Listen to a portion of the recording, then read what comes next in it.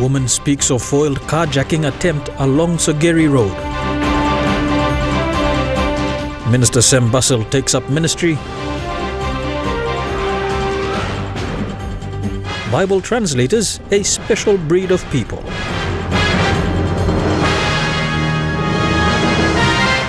This is National EMTV News with Meriba Tulo. A very good evening. Thank you for joining us for Monday's news. Central Province Police are investigating an attempted car theft which was captured on camera and uploaded on social media.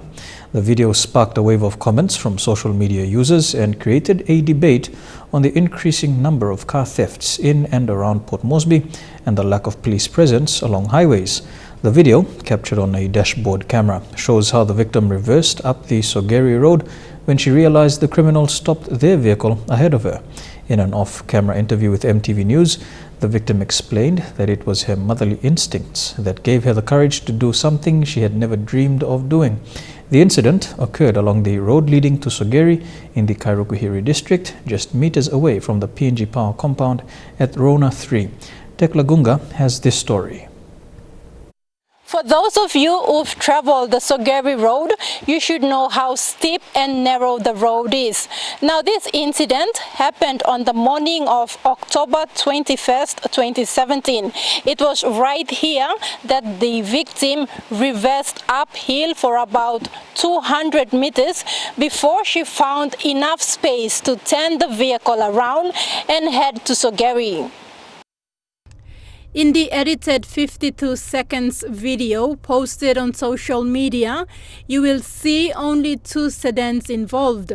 But the actual video, which was given to MTV News, is a 6-minute clip of the moments leading to the ordeal. The video shows two sedans allegedly involved in the attempted carjacking, a Nissan Ute and the victim's vehicle. The victim tells us that she first became suspicious when the brown sedan tried to run into a lane, and she noticed a number of debris on the road which she did not see earlier on the drive. It became more suspicious when she saw both vehicles stop in front of her for at least a minute before one overtook the other. The victim and her family also overtook the white sedan, and it was here that she became more cautious and drove at minimum speed. By now, a vehicle was sandwiched by the two sedans. She continued driving until she passed another vehicle, which signaled for her to stop so it could turn in. The family continued driving until the sedan in front turned and blocked the road, and about 4 men rushed out of the vehicle with weapons. And this was where the victim said she just reversed the vehicle all the way back without thinking of how narrow the road was or the nearby cliffs. She tells us that it was the children that she wanted to protect, and it was the first time for her to do such a risky, Central Police say, while it is police duty to monitor the highways, Central Province is a massive area of operation, and with the limited manpower and logistical support, they urged the travelling public to be cautious when moving around. There are many similar cases, but fortunately, this one was captured on camera. This story was also reported on international media. An Australian family has escaped a terrifying hold-up in Papua New Guinea. The couple and their 2 young children were driving outside Port Moresby when they were cut off by a gang armed with machetes and guns. The quick-thinking driver... Tekla Gunga, National EMTV News. The Ministry for Information, Communication and Technology has welcomed their new minister, Sam Basil. An official handover takeover ceremony took place today. Outgoing Minister Francis Maneke was appointed during the first ministerial appointments by the O'Neill Abel government. With the announcement of Sam Basil as the new Minister for Information, Communication and Technology, the formal handover takeover took place today. Present at the handover takeover was NICTA CEO Charles Punaha, Telecom Acting CEO Xavier Victor and NBC Board of Directors. Outgoing Minister and Member for Talasia, Francis Manake, thanked the Ministry for the few months of collaboration they had together and congratulated Minister Basil on his appointment. Minister, I join the Prime Minister in thanking and welcoming you to join the government and assure you of my support and commitment in the service of our people as members of Parliament and this government. Outgoing Minister Manake outlined challenges the ministry was facing and hoped Minister Basil would look closely into them. Lead the national broadband network and the terrestrial network upgrade, submarine cable bandwidth to improve rural communication and enhance accessibility to internet services, and to encourage e-commerce, e-health, e-education, e-agriculture with a view to embracing smart government concept. Minister Basil added that he looked forward in bringing energy and communication together as they were vital. Districts like my own district of Bololo, based on that experience, rural telecommunication will be a major focus during my term as a minister, same as the rural electrification. Many of us think that high voltage line just passes through villages, and we think that we have put rural electrification. But as long as we connect our houses, that those high voltage power line passes through, then we can proudly stand up and say that we have electrified the houses. We've come up with a device of stepping down from the step-down transformers into the service wires into the center of villages. We have come into finding out that we can source out minimum supply kit or MSK kits from China, much cheaper than what PNG Power is giving. Minister Basil also added that he will be working on all aspects of improving the ministry and ensures it will come in line with the Alatau Code too. It is my intention to work with my colleague ministers, MPs and their district development authorities, provincial governors and their provincial governments, and the relevant state-owned enterprises, the SOEs, to ensure that there is a logical and coordinated approach to electricity, water supply and telecommunication, especially in rural communities. The detailed ministerial statement on his plans for the ministry is expected to be released soon, once the new Minister for ICT and Energy sits with all communication services and state-owned enterprises and agencies. Adelaide Sogeri, National, EMTV News.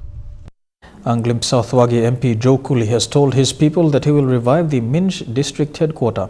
He said this recently at the swearing-in ceremony of the Anglim South Wagi District Development Authority in Jiwaka Province. 5 DDA members were sworn in, including the MP as chairman. The people of Anglim South Wagi electorate gathered at Minj district office for the first time after 30 years to witness the swearing-in ceremony of the District Development Authority members.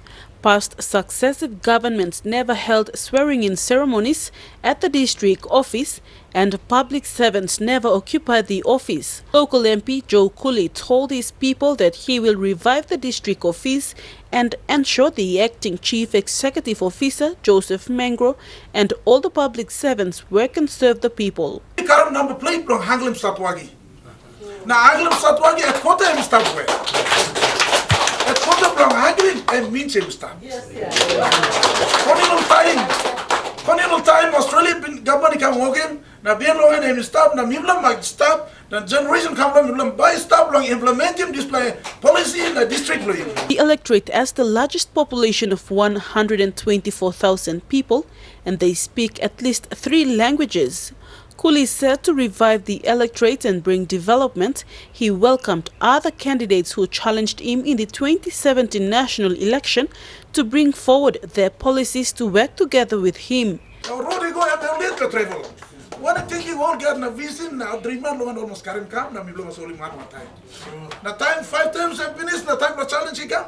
Okay, time for challenge, so I mean all the challenge. Cooley also asked his people to change their attitudes and behaviors to accept development. Meanwhile, the DDA board members are Joe Cooley himself as the chairman, and other members appointed are Koip Wamil, James Kurup, Paul Kaka, Tony Taka, and Women's Rep Gertrude Keo.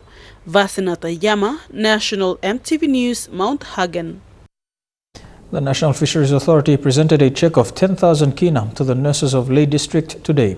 Fisheries Minister Patrick Bassa says it is part of the department's community obligation to step in and assist organizations when there is a need. The money will help the nurses with their travel expenses for the Nurses Symposium in Riewoldt next year. The symposium allows nurses to reflect and share experiences in order to better serve the people in their districts. To assist them in terms of their travel expenditure or expenses, the accommodation, and maybe possibly their expenses living, staying in Riewoldt for the National Nurses Symposium. And as it is a worthy cause, and we NFA being a self-financing authority, we got some community obligations.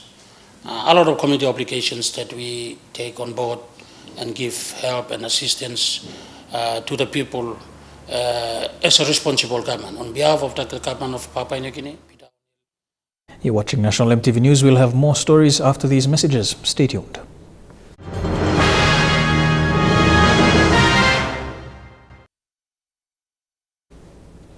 Welcome back to National EMTV News. Bible translators are a special breed of people. Many of them spend more than 30 years in one location learning the local language in order to translate the Bible into that language. There is now an increasing number of Papua New Guineans taking over the role, once predominantly done by foreign missionaries from the Society of Institute of Linguistics in Ukarumpa, Eastern Highlands. Scott Wide spoke to some of these remarkable people who are meeting in Leh. This is a meeting of Bible translators from all over the country. Meetings like this happen once a year, and translators come from some of the most remote parts of the country. Most of the older translators have spent nearly all their lives doing this job. Each come with their remarkable stories of commitment and dedication. Simon Savako spent 40 years as a translator and literacy trainer. He comes from the Barai language group in the Oro province. Translation is not the end. Once you complete a New Testament or an Old Testament, there is a lot to do. With language ever evolving, the Bible translations have to be reviewed every 10 years. One of the other things they have to do is teach people how to read and write. I'm a literacy person. I saw that my people do not know how to read and write. So if I translate the Word of God, they will not be able to read. So I went back to do Bible translation. I went back and taught my people how to read. And then after that, they have no books to read. And so I decided to do Bible translation so that I can provide a Bible for them to read and understand the Word of God in their own language. And so the impact of that, it helped the parents to understand the real meaning of the value of what is education. In Tep-Tep, Medang province, Wionare Mitimu established 27 Tok-Plus preschools. He's also trained more than 60 Tok-Plus preschool teachers. 27 plus school mikrapim, saya kat 30 plus pikinini lo 1 class. So time only finish lo prep school na only long primary school, only say inapim 3 plus primary school inside lo area. So 810 plus pikinini, some platem come 710 plus say lo primary school. The work continues in many language groups that remain unwritten. Scott Wide, National EMTV News, Leh. It was a busy day for staff at the Malahang Urban Clinic in Leh as they resumed operations today after being closed for 4 weeks. The clinic was closed last month after thieves broke in for the 3rd time this year. They stole over 1,000 kina worth of medicine. Although no arrests have been made, Sister in Charge, Sister Daisy Bassa, said the community needs to be served. The clinic gate that had been shut in the past month was open this morning. The clinic was busy again as staff served mothers and their babies and other patients. These people could not access this service in the past 4 weeks. Lo ting lo mi lo malang ausi campus mi no feel good lo ba mi carry baby lo mi go lo narapla clinic. The district administration made the decision to close the clinic after thieves broke in and stole over 1,000 kina worth of anti-malarial and antibiotic drugs. This was the third break-in to the clinic this year. Today, patients were happy that the clinic's operations had resumed. We thank you, Lausik Blime, I'm open now. We one bell straight.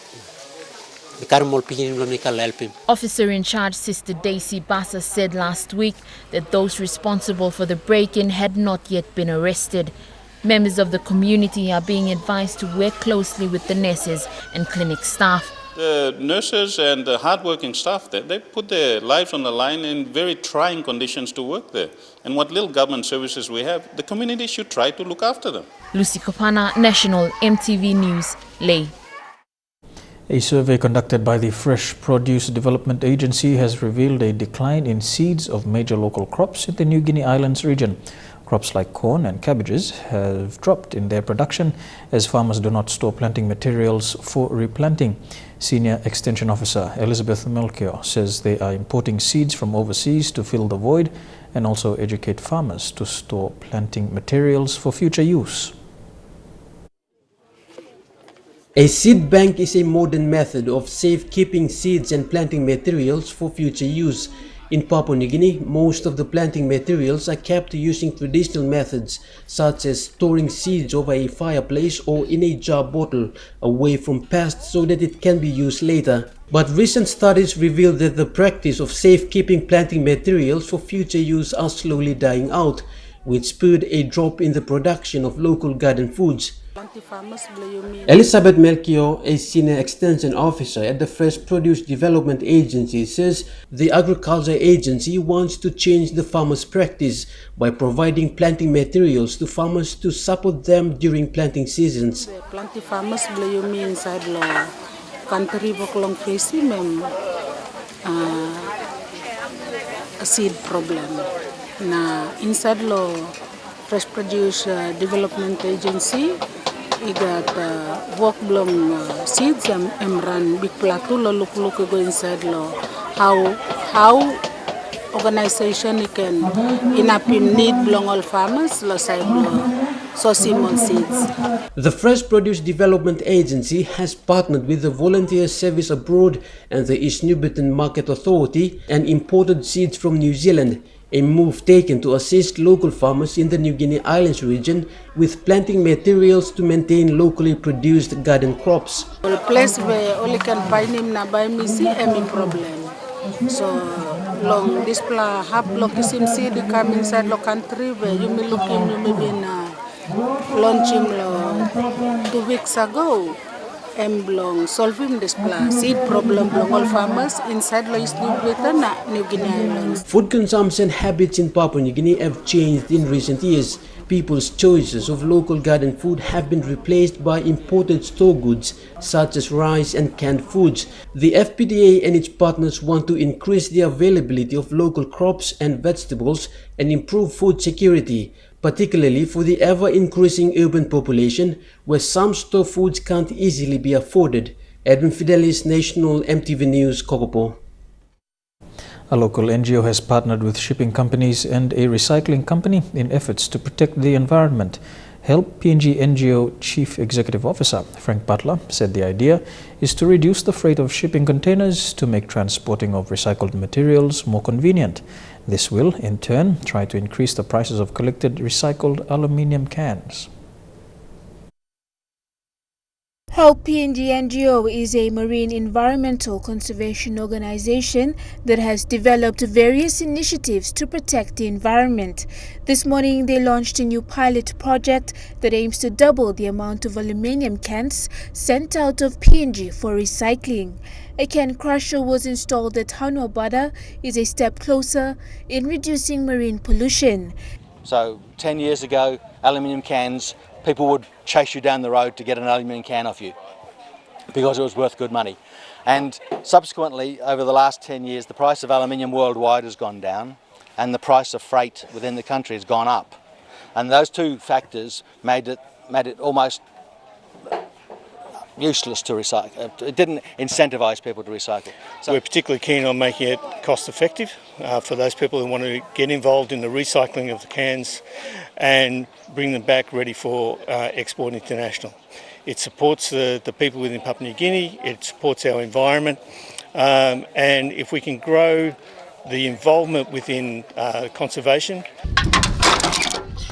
How PNG says the money saved on freight can be put towards buying used cans and will hopefully double the price of aluminium cans in PNG. What we're trying to do is get the recycling happening in the villages throughout PNG.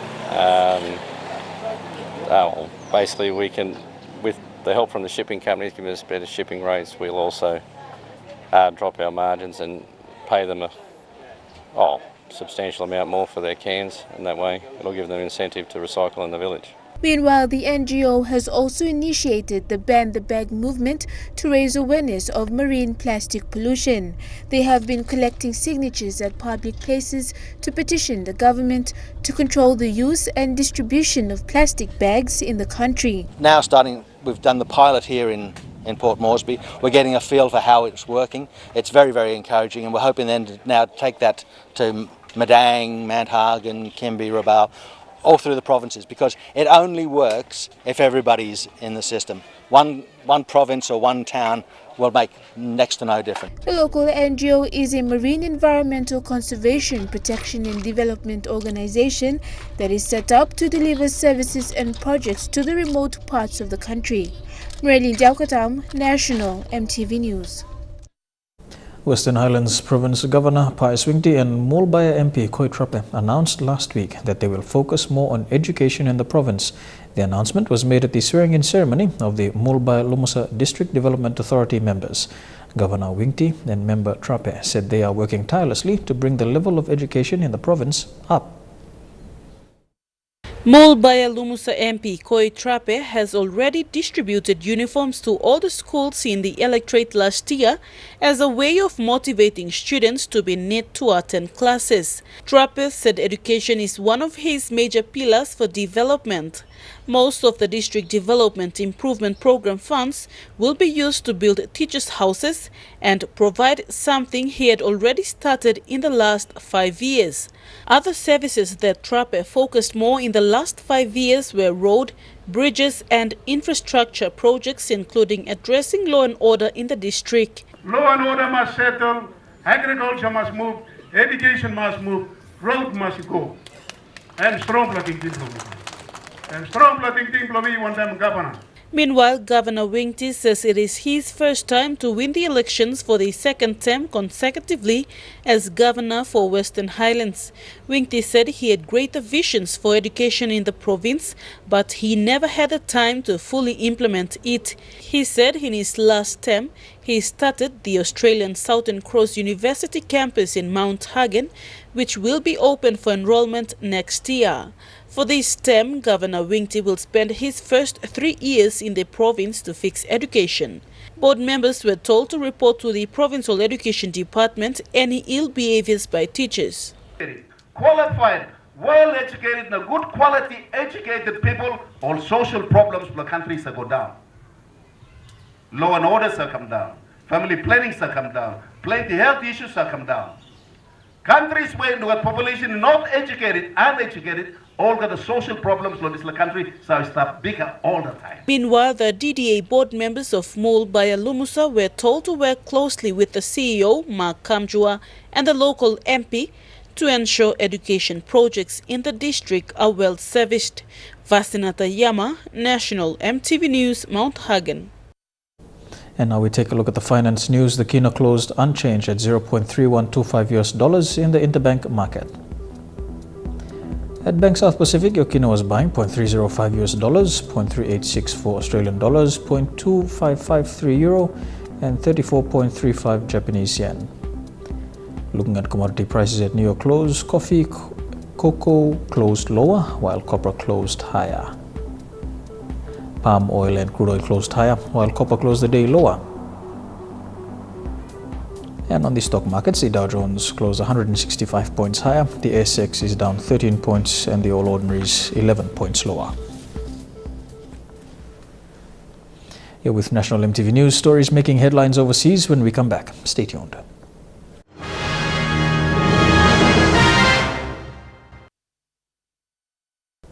Welcome back to the news. Turning overseas now, the World Health Organization has rescinded its appointment of Zimbabwean President Robert Mugabe as a goodwill ambassador.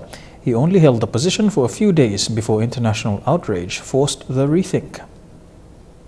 He's been in power for 37 years, but Zimbabwe's President Robert Mugabe held on to his new job for less than a week. A humiliating blow for the 93-year-old. Mr. Mugabe was selected as a global ambassador for the World Health Organization by its first African boss, who hoped the elder statesman might rally other leaders in the fight against diseases like cancer. But today the WHO quickly backed down after a fierce international backlash. I have listened carefully to all those who have expressed concerns, said Dr. Tedros. We have concluded that this decision is in the best interests of the World Health Organization. Under President Mugabe's long rule, Zimbabwe's economy and its health system have crumbled. Britain and other Western governments have accused him of widespread human rights violations and targeted him with sanctions. There was delight today from a broad range of organisations which had condemned Mr. Mugabe's United Nations role as a sick joke.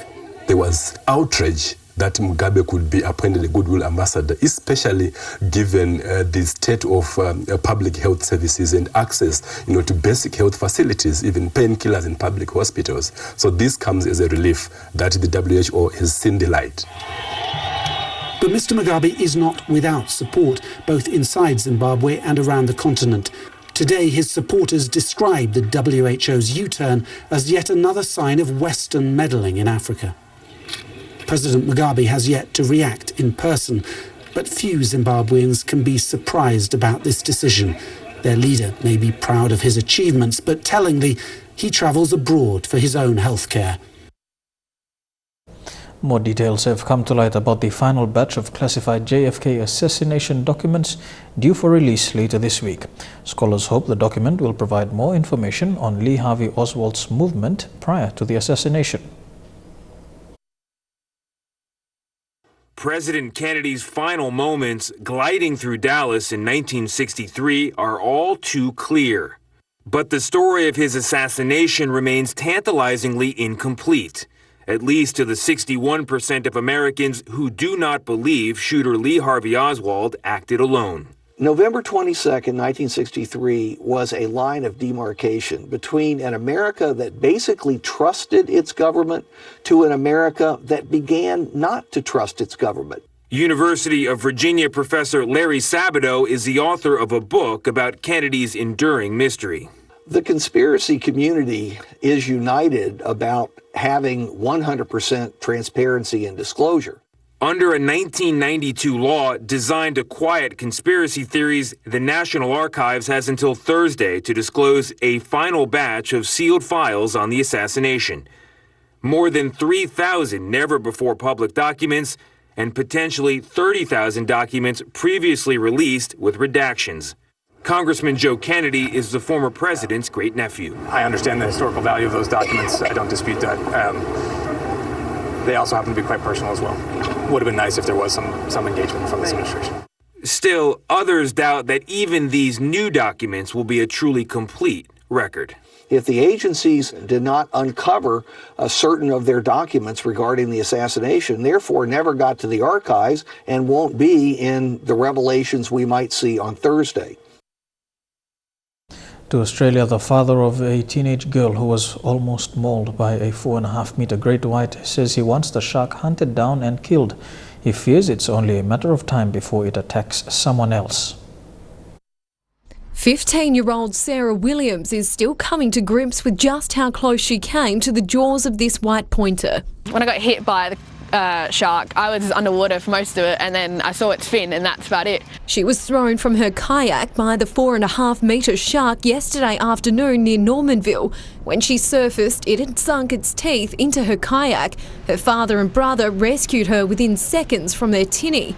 The incredible tale of survivals made international headlines, but now her father wants the shark killed. None of us condone a shark cull, but I would hate to think that this shark may kill someone. We were lucky. On the broader issue of shark culling, a 7 News poll found the overwhelming majority of people don't support such a measure.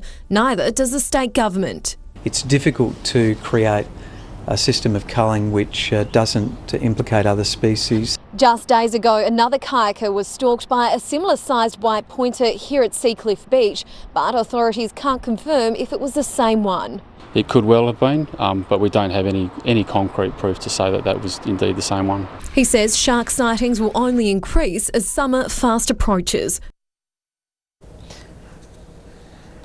Doctors have cautiously welcomed the new breed of skincare cream that attacks the aging process from a whole new direction. The lotions are based on a Nobel Prize-winning science, which uncovered the ability of active ingredients to repair damaged DNA.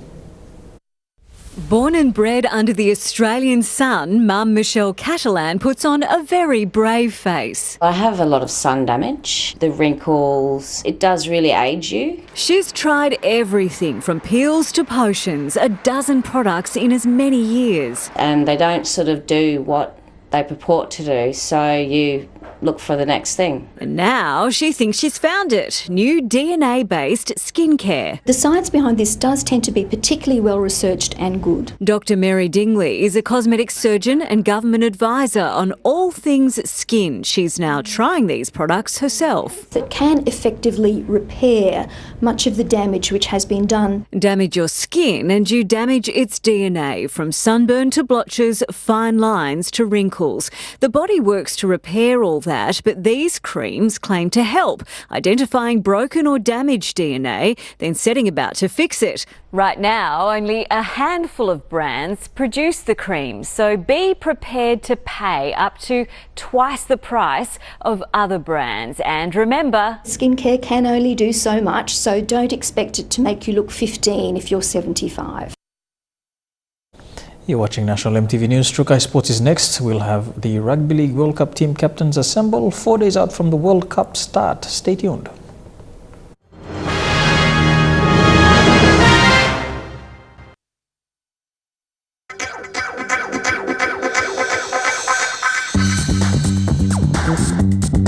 Trukai Sports.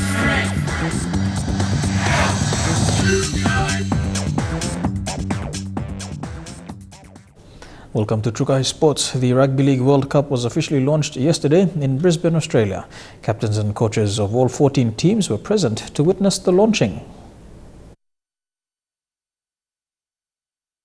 28 matches will be played in 13 cities across Australia, New Zealand and Papua New Guinea, with the finals to be held on the 2nd of December.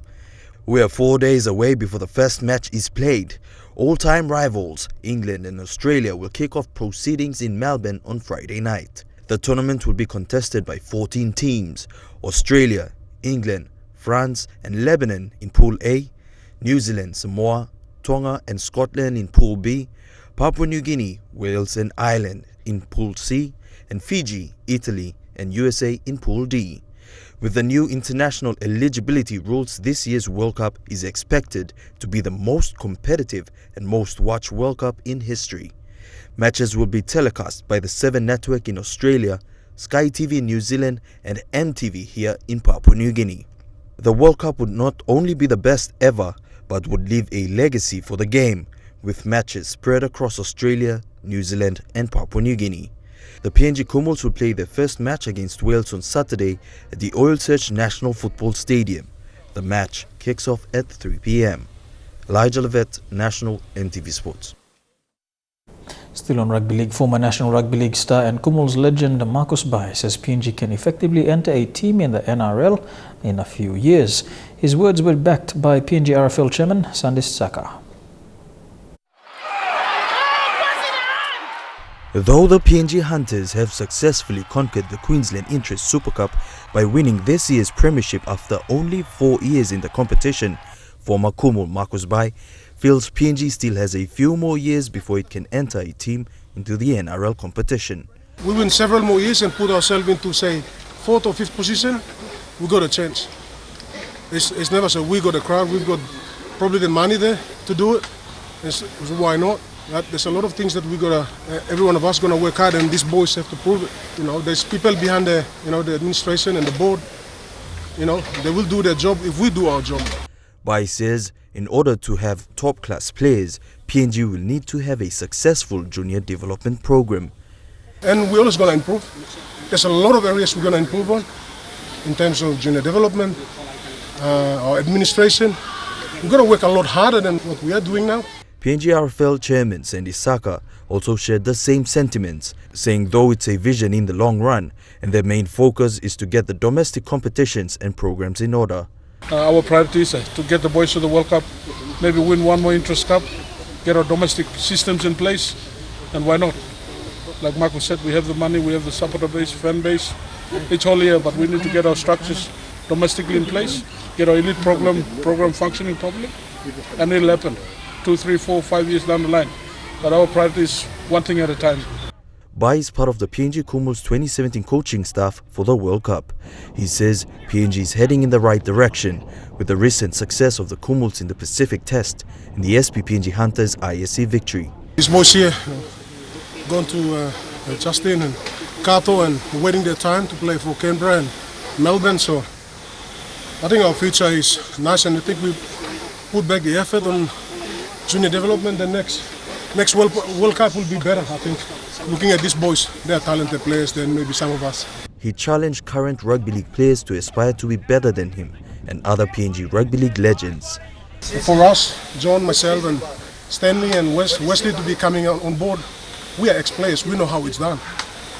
You know, 2000, going back to 2000 World Cup, we were successful. We were the only team that went to the quarterfinals. We've got a chance here. And these boys are going to try and beat them. If they're real men to do it in front of our crowd, that's a challenge from us coaches, and that's a challenge for everybody in the village to see these boys perform. If we perform out of the country, they're going to do better than us. Elijah Levette, National EMTV Sports. Trukai Sports continues after the break. Don't go away.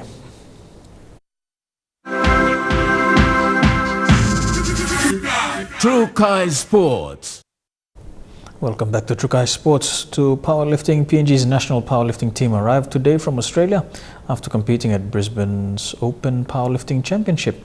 The team of 7, led by PNG and world powerlifting icon Linda Poulsen, pocketed gold, silver and bronze. Apart from winning a gold medal, Poulsen also received the Best Female Lifter trophy. Competing amongst 80 lifters from 5 other countries, PNG powerlifters from day one dominated the event, each coming home with a medal. Having taken time off the international stage, PNG's #1 female powerlifter Linda Poulsen was praised by the organisers of the event after making an appearance. Not only did Linda win gold medal for the team, she also received a Best Female Lifter trophy. After the Pacific Games, me been missing Hamas Play World Championship, but me not give up. Me look forward to attending one play again, retaining this title blow me. But now me go back, me working good, so me have a master long competition. Yeah. Sponsor Michael Kingston, who was privileged to witness the event, says he was overwhelmed by the level of performance. Godwin Eki, National EMTV Sports. To AFL and St Kilda player Nick Riewoldt is on a tour promoting his tell-all book and says Richmond's fairy tale premierships should give every club hope. He said the book will not even change the way he plays. Nick Riewoldt's happy to sign copies of his new book, and he wouldn't mind a slight rewriting of the interchange cap. Oh, it could probably still come down a little bit more. I think we'd see a bit more of a pure game, higher scoring if the interchange was dropped.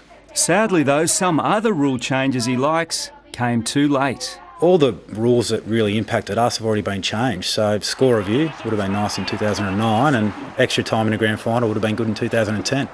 St Kilda came cruelly close to a flag, but he says fans shouldn't give up. Anything's possible for a group if you're able to play a style of the game that you really believe in as a group. I guess Richmond won a premiership on effort and spirit, and everyone's capable of delivering on those two things.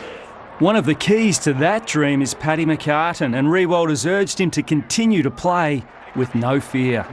No, I don't think you can change. I think, to second guess the way you play and to make those type of calls out on the ground is really impossible. You need to play on instinct, so he's just been unlucky. He's, I guess, a bit more that stand and deliver type forward, so he'll be fine. The book is raw and emotional, but but the retired saint has held back on any ferocious attacks on the man. I certainly haven't tipped the bucket on anyone.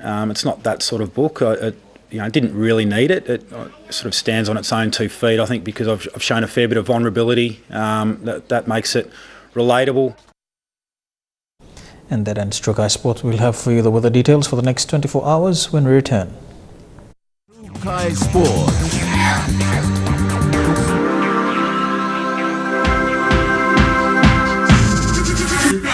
Trukai Sports. The weather details are proudly brought to you by Dulux Weather Shield. Worth doing with Dulux. A look at the weather forecast for the next 24 hours in the southern region. Port Moresby, Daru, Kerama, Alotau and Popondetta mostly fine. To the Momasa region, a shower or two in Lae, while Medang, Wewak and in Vanimo.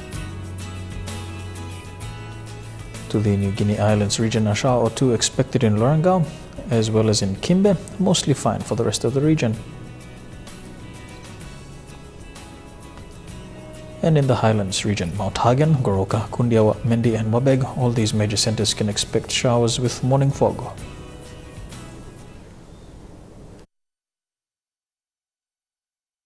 The weather details are proudly brought to you by Dulux Weather Shield. Worth doing with Dulux. And that's the way it is this Monday, the 23rd of October, beginning another working week. From the EMTV News team, pleasant viewing. Good night.